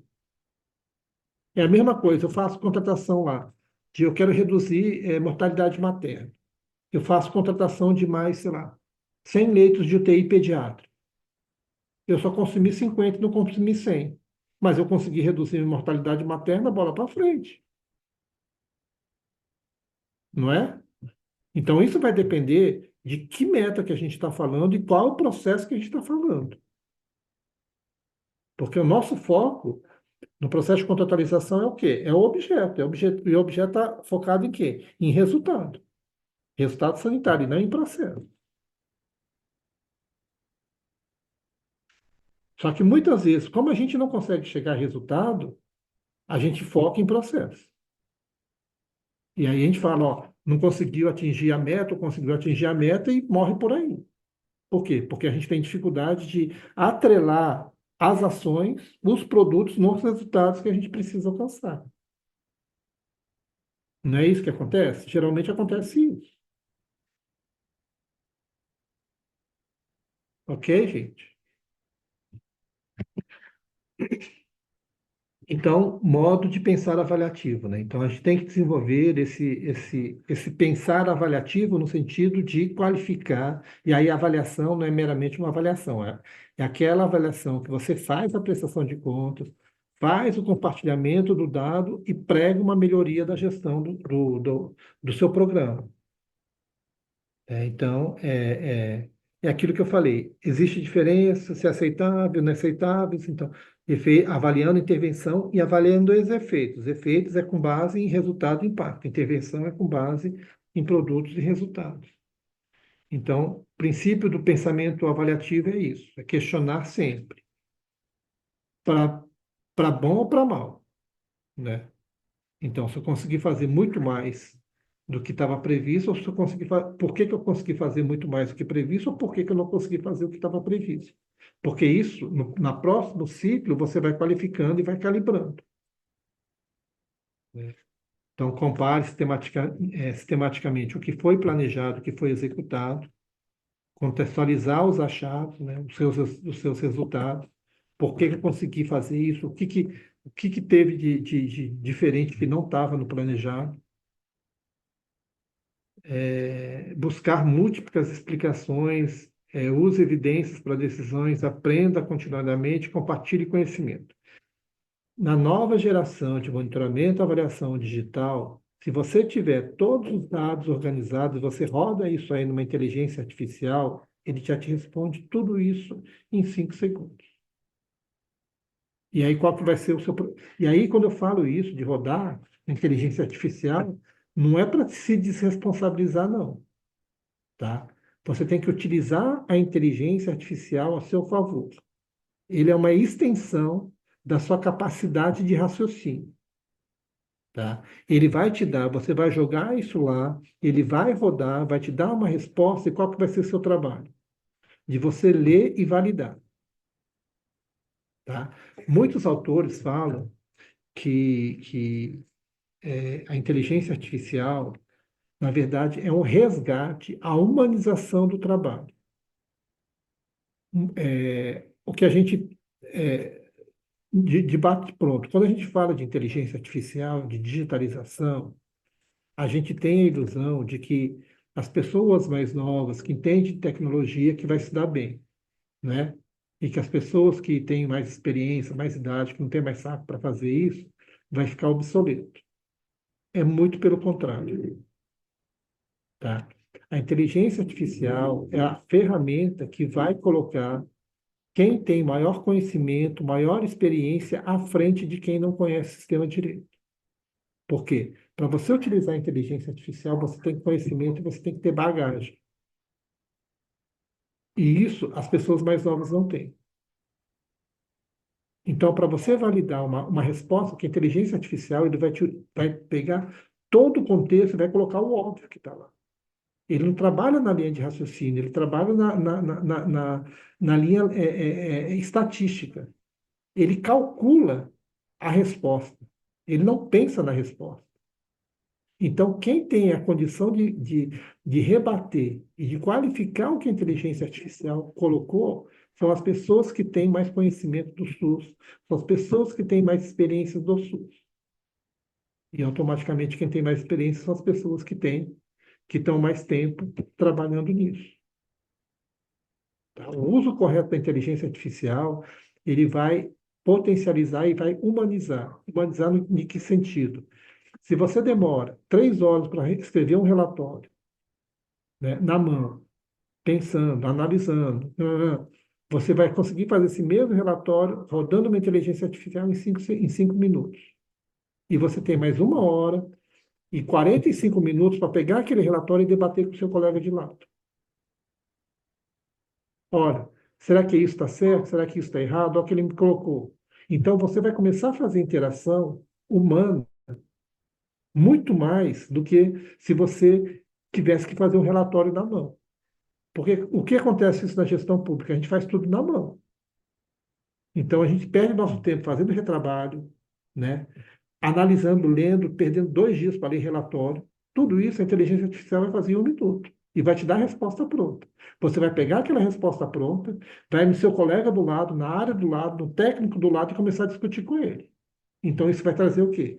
Maior possibilidade de integração entre conhecimento. Tá? Então, as pessoas acham que a inteligência artificial vai roubar emprego, vai colocar, tirar do mercado as pessoas que têm conhecimento, é muito pelo contrário. Tá? Vamos lá. Isso faz sentido para vocês, pessoal? Vocês já pararam para pensar nisso que eu estou falando? Agora eu fiquei até feliz, porque eu sou uma pessoa assim bem ignorante no chat GPT, na inteligência artificial, em tudo, assim, sabe? E daí eu fico às vezes falando, porque eu sou mais do manual, talvez eu seja aí o old school que você está falando, sabe? E só que muitas vezes quando alguém me apresenta uma coisa que hoje dá para você saber, né? O dado ele é tão qualificado, você fala assim, isso aqui não foi tal pessoa que fez. Daí você começa a analisar todo aquele contexto e dá para tirar mesmo quando você tem muitos dados, né? À sua disposição e que você consegue ver muitas outras coisas que talvez você precisasse de um esforço muito maior para conseguir aquilo, então você talvez sequer chegaria naquela informação. Quando tem tudo isso na mão é uma outra, é um salto mesmo gigantesco, né? Uhum. Porque a, o apoio que a gente tem, né? Muitas vezes disso daí que você falou, ele só verifica dados, gente, não pensa sobre a coisa. E a gente tem essa dificuldade do levantamento de dados, porque de sistema, de montar ou planilha, ou a forma de planejamento e tal, e quando você consegue esse apoio, que é justamente de algo que faltava para a gente, eu acho que a gente consegue trabalhar muito melhor, né? Pode ter muito mais efetividade, eficiência depois na aplicação daquilo, né? E vai sobrar muito mais tempo para você debater e realmente fazer a discussão qualificada, né? Você não vai ficar Com perdendo tempo certeza. escrevendo, né? Mas aí, Lilia, isso que eu falei faz sentido para você? Você acha que faz sentido isso? Eu acho, com certeza. Né?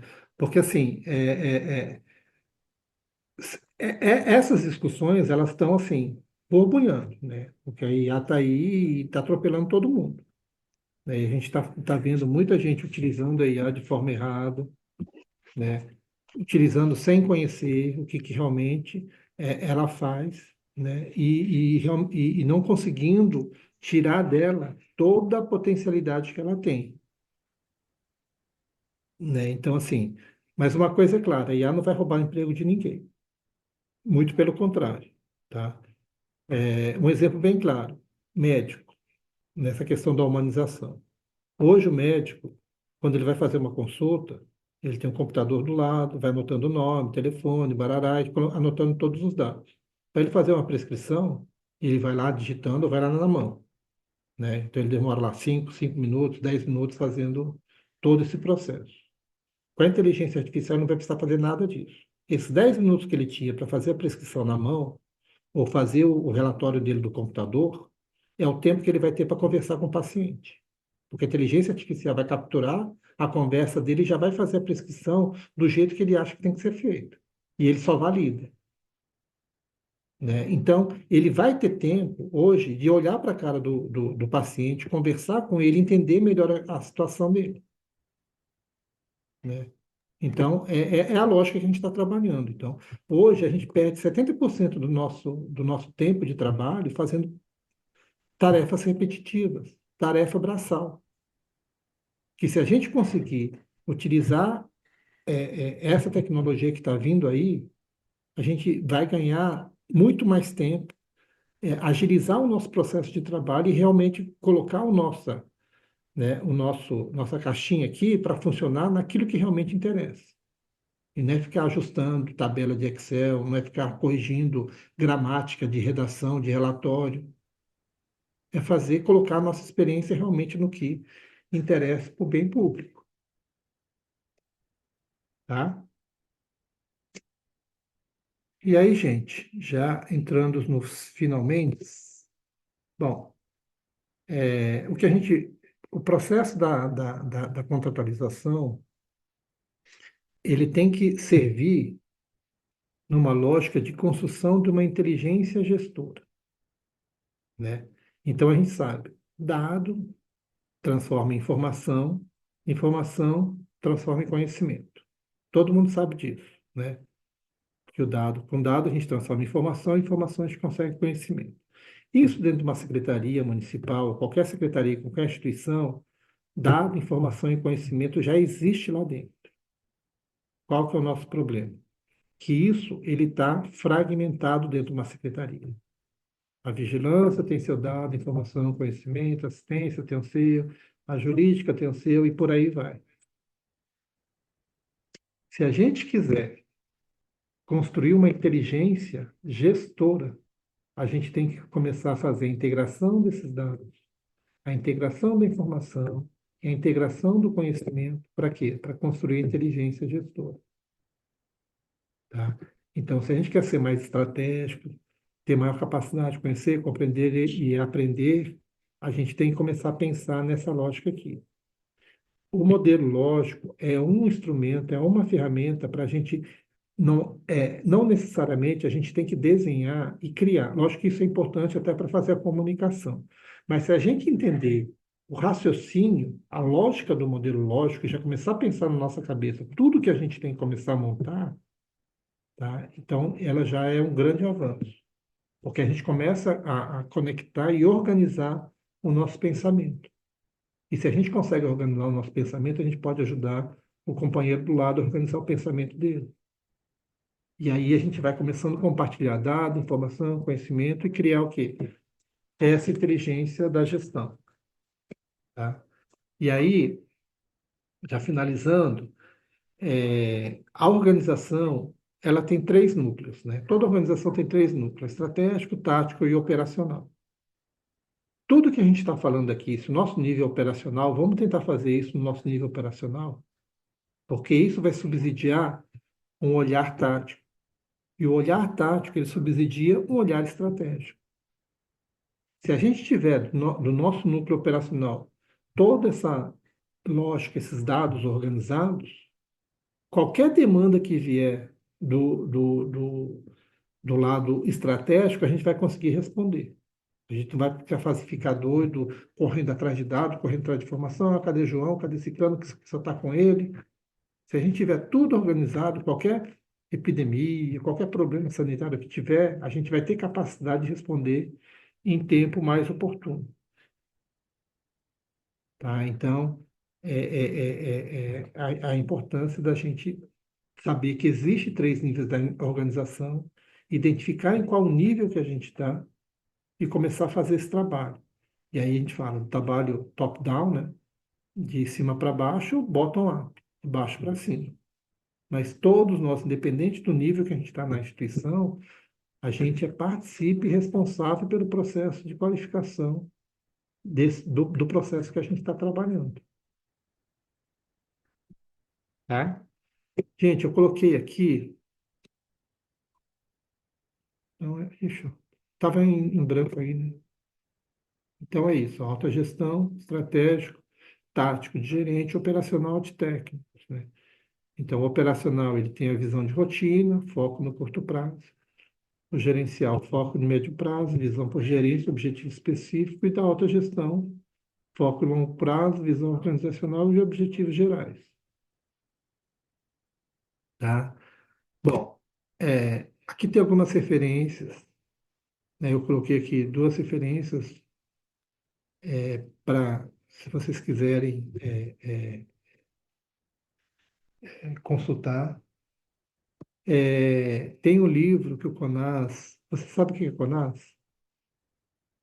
Conselho Nacional de Secretários Estaduais de Saúde. A gente vai lançar um livro de transformação digital, o que você precisa saber, mês que vem, lá em Fortaleza.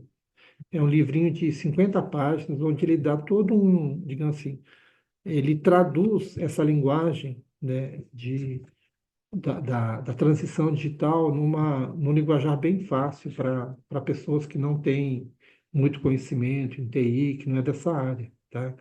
Então, assim, é importante, isso aí vai ser lançado em final do dia 15 de dezembro, e a gente vai disponibilizar ele no site do CONAS. Então, se vocês tiverem, né, interesse, depois do dia 15 entra lá no site do CONAS lá e faz o download lá. Eu posso até mandar isso aqui para as meninas aqui, para o Danilo, para a Simone, para a Valéria, para ela mandar o link para vocês, né, é, darem uma lida nisso, né? Eu acho que essa questão do digital, ela está vindo assim como um tsunami. Ela vai mudar muitas práticas do que a gente está fazendo hoje, né? Mudar para melhor. E quanto mais rápido a gente se apropriar dessa discussão, mais rápido a gente vai conseguir, né, usufruir dela. Aí, gente, eu acho que é isso. Deixa eu ver se tem aqui dúvidas. Deu para absorver aí um pouquinho aí da discussão? Ficou muito confuso? Como é que... Professor, posso fazer uma pergunta? Uhum, Assim, deve. pegando o contexto da aula, mas no caso eu sou advogado, por exemplo, eu trabalho geralmente com a parte do prestador do hospital, né, filantrópico, e em relação à nossa perspectiva, assim, de que modo que o senhor poderia tratar, assim, de alguma maneira, fazer comentários de que nós possamos contribuir com essa questão do tema da aula de hoje? Quando a gente falou das gerações de monitoramento e avaliação, Isso. quarta e quinta geração, controle social, né, participação social e negociação. Então, vocês teriam que participar do Sim, processo de logicamente, negociação, né? E vocês já participam. ativamente. Isso. Então, a partir do momento que vocês estiverem mais próximos do contratante, digamos assim, Uhum, né, ajudando a definir metas, não só de produtos, mas, né, metas do ponto de vista sanitário, uhum, né, isso já ajuda, porque vocês vão ter clareza que o seu papel nos processos de contratualização não é meramente dar o serviço, né, certamente. produzir o serviço, mas o que vocês conseguem também colaborar para o alcance do resultado, Uhum, né? Então, já é né, digamos assim, uma nova visão que teria que ser feito, né? Então, uhum. se isso não partir do contratado, pode partir do contratante. Entendi. É assim, porque quando você estava tocando cerca de metade da aula, falamos ali da questão de conhecimento de base, né, de levantamento das informações de base, e às vezes numa conversa aí durante essa interlocução com a secretaria, muitas das vezes fica aí uma sensação de uma certa falta de clareza do que quais são os próprios propósitos que elas têm conosco, assim, do que elas gostariam de extrair de nós, né, Uhum. do hospital filantrópico. Então, assim, por isso que eu fiz essa pergunta. Assim, nós tentamos ao máximo, obviamente, nos capacitar, inclusive, nós temos feito os cursos, como estamos fazendo esses aqui, né, e outros, acredito que outras pessoas da nossa instituição também vão fazer esse curso, mas é mais nesse sentido. E aí o professor já adiantou. Então, e aí tem outra coisa, que nesse processo de negociação, o que algumas instituições já fazem? Quando o resultado fica claro nesse processo, né, da contratualização que vai ser feita, por exemplo, o hospital filantrópico, ele pode ajudar além da produção, além do leito, além né, dos procedimentos que vão ser colocados lá, né? Uhum, Então, de repente, vocês, aí vai depender de cada, né, de cada situação, mas vocês podem ajudar na organização do dado, organizar em processo de capacitação, quer dizer, que não se remeta meramente à produção de serviço. Entendi. Então, e aí faz parte da negociação que vocês vão fazer visando o objetivo do contrato, né? E não visando o alcance das metas de produção, Ah, né? Então, perfeito. poderia ser um canal aí de negociação, né? E vocês Uhum. colocarem o serviço, ou a tecnologia que vocês têm. E aí, quando eu falo tecnologia, não é tecnologia computador, né? A tecnologia social. A forma como vocês fazem a articulação dentro do hospital pode servir de exemplo para ser utilizado dentro de uma secretaria, por exemplo, né? Como que vocês fazem reuniões, sei lá, periódicas, reuniões de alinhamento. Então, assim, tudo de experiência exitosa, né, que vocês acham que deu certo dentro do hospital, dentro de uma instituição, de repente pode ser colocado isso para a secretaria, no caso municipal, estadual, se colocando mais um serviço que não seja só o processo de produção de serviço. Tá ótimo. Obrigado. Não sei se foi isso que você perguntou, mas. Foi. Assim, É. realmente a intenção é ter o olhar de, Uhum, realmente de cooperação, né? Como o professor acabou de uhum, dizer, não só no sentido de estar ali para ser um mero executor. isso. Ô, Lucas, Mais vem alguma para coisa? Londrina. Vai ser Você um é da prazer. onde, Lu? Eu estou em Teresópolis, Rio de Janeiro. Da Rio? Eu peço até perdão, professor. Ontem eu realmente não pude assistir a aula. Não estava hoje no congresso da FEMED no Rio de Janeiro, das instituições filantrópicas, né? Então foi um prazer. A gente falou bastante de contratualização também, né? Tocamos em vários assuntos, mas realmente eu não pude estar presente ontem. Não. Mais alguma dúvida, gente? Quem que vai querer sair de Teresópolis para vir para Londrina? Não, ô Lília, é porque assim, ó, a fala Ó, do fica aí em Lucas. Teresópolis, hein, ô Lucas? Não, é porque, ô Lília, com a fala do Lucas, eu fiquei pensando, né, essa questão da negociação, né, se a gente tivesse esse ambiente aberto em que todos quisessem responder a mesma pergunta, agora eu vou me apropriar do conhecimento de hoje, da pergunta para o benefício sanitário, né, e não mais o benefício de recebimento do produto, né, ou aquele resultado em cima do produto. Mas e professor, e quando a gente fica naquela linha tênue entre um querendo puxar a sardinha do outro?